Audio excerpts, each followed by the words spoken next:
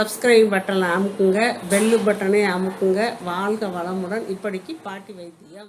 வணக்கம்ப்பா, உங்க பாட்டி பேசுறேன். இப்ப நான் உங்களுக்கு இந்த எல்லாரும் என்ன தேய்ச்சி குளிங்கன்றேன். அவங்களுக்கு அது எப்படி காய்ச்சறது, குழந்தைகளுக்கு எப்படி காய்ச்சறதுன்னு தெரியாம நிறைய கொஸ்டின் வந்துகிட்டு இருக்குது. அதனால நான் இப்போ உங்களுக்கு காய்ச்சியே நான் காட்டிடுறேன்ப்பா. இந்த மாதிரி காய்ச்சி குடிச்சா உங்களுக்கு நல்லது. இந்த பாருங்க, நல்லெண்ணெய் ஒரு 50 கிராம் எடுத்து வச்சிருக்கேன்ப்பா. செக்கு நல்லெண்ணெய் தான்ப்பா நாங்கள் யூஸ் பண்ணுறது, அதை தான் நான் ஊற்றி வச்சிருக்கேன்.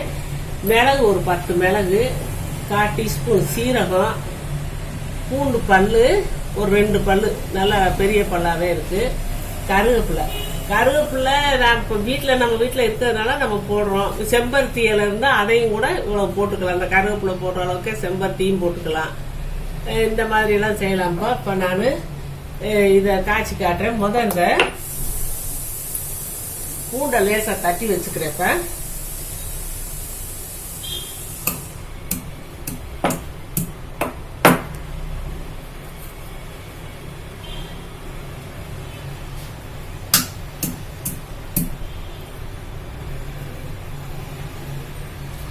இப்ப நான் சொல்றது இந்த 50 எண்ணெய்க்கு அளவா. ஒவ்வொருத்தர் குடும்பத்துல மொத்தமா எல்லாரும் 4 பேர் குடிக்கணும்னா ஒரு 200க்கு அதுக்கு தகுந்த மாதிரி நீங்க போட்டுக்கோங்க. எண்ணெய வைக்கிற படப்புல இந்த எண்ணெயை நல்லெண்ணெய ஊத்துறேன். இது ஒருத்தருக்கு சரியா போகும். அவங்கவுங்க மண்டையில இருக்க முடி அளவு, உடம்பு ஃபுல்லா தேய்க்கிறது இதெல்லாம் கணக்கு பண்ணி நீங்க ஊத்திக்கங்க. இது ஒரு என் பேரனுக்கு ஒரு 10 வயசு பேரனுக்கு நான் வச்சிருக்கேன்ப்பா. அவனுக்கு உடம்பு கை கால் தலையெல்லாம் தேய்க்க சரியா இருக்கும்.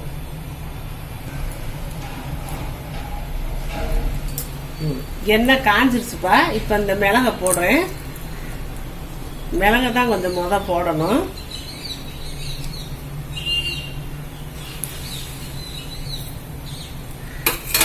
மிளகு மேல வந்துருச்சு பாத்தீங்களா.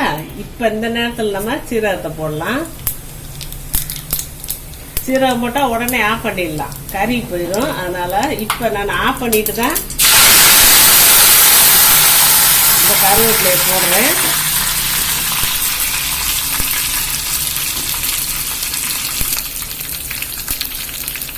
இந்த பூண்டை போடுறேன்ப்ப.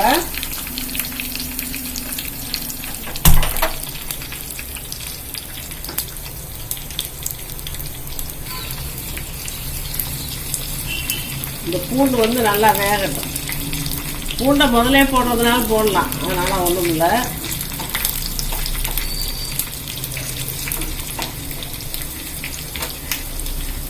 இந்த மிளகு பூண்டு சீரகம் எல்லாம் போடுறதுனால இந்த சளி பிடிக்கிறதுக்கு கொஞ்சம் இதா இருக்கும், சளி பிடிக்காது.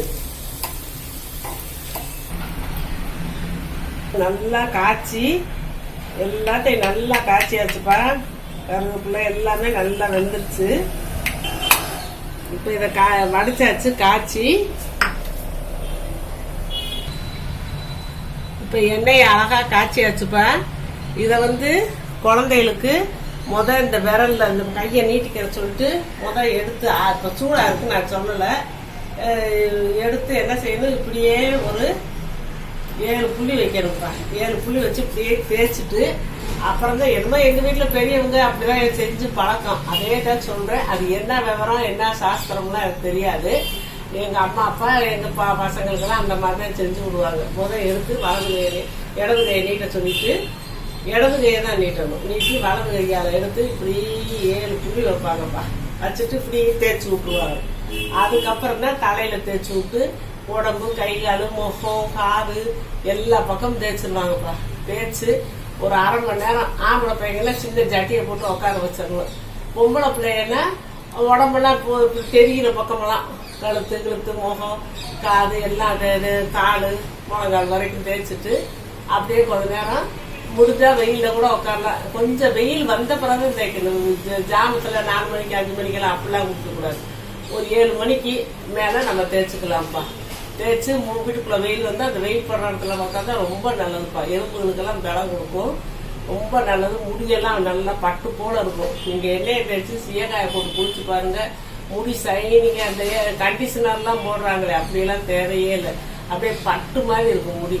அந்த மாதிரி குளிக்க வச்சுக்கலாம். வாரத்துக்குள்ள 2 நாள், பொம்பளை பிள்ளையா இருந்தால் வெள்ளி செவ்வாய், ஆம்பளை பிள்ளையா இருந்தால் சனி போகிற தேய்க்கலாம்.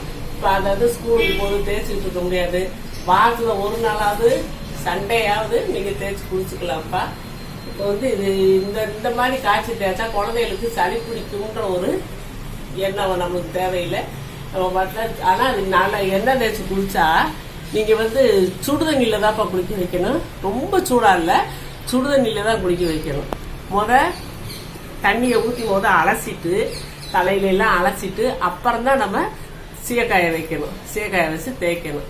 2வது இது நல்லெண்ணெயில் நான் காய்ச்சிட்டேன். நல்லெண்ணெய் வந்து குளிர்ச்சிப்பா, வெயில் காலத்துக்கு நல்லெண்ணெய் தேய்ச்சிக்கலாம். இதே மெத்தடில் தேங்காய் எண்ணெயை இந்த பனிக்காலம், குளிர்காலம், மழை காலமெல்லாம் இருக்குல்ல, அந்த நாளையில் நீங்கள் தேங்காய் எண்ணெயை இதே மாதிரி காய்ச்சி தேய்ச்சிக்கலாம்ப்பா. இதுதான் முறை. நான் செஞ்சு காட்டிட்டேன். இதே மாதிரி பழகிக்குங்க. வாழ்க வளமுடன். இப்போ நிறைய பேர்ப்பா நான் அவங்க கொஸ்டினுக்கு ஆன்சர் சொல்கிறதுலன்னு கேட்குறாங்க. சொல்லிக்கிட்டு தான்ப்பா இருக்கேன். நான் அதுக்குன்னு சொல்லி பார்வையாளர்கள் கேள்வி பதில் நான் போட்டிருக்கேன். அதை பார்த்துக்கோங்கப்பா. அதை பார்த்தீங்கன்னா உங்களுக்கு தெரியும். நான் வரிசையாக கேள்வி பதில் போட்டுக்கிட்டே இருக்கேன். அதில் போட்டு பார்த்தீங்கன்னா நீங்கள் கேட்ட கேள்விக்கெல்லாம் நான் பதில் சொல்லிடுறேன்ப்பா. அதை கட்டாயம் நீங்கள் பார்த்து தெரிஞ்சுக்கோங்க. சப்ஸ்கிரைப் பட்டனை அமுக்குங்க, பெல்லு பட்டனை அமுக்குங்க. வாழ்க வளமுடன். இப்படிக்கு பாட்டி வைத்தியம்.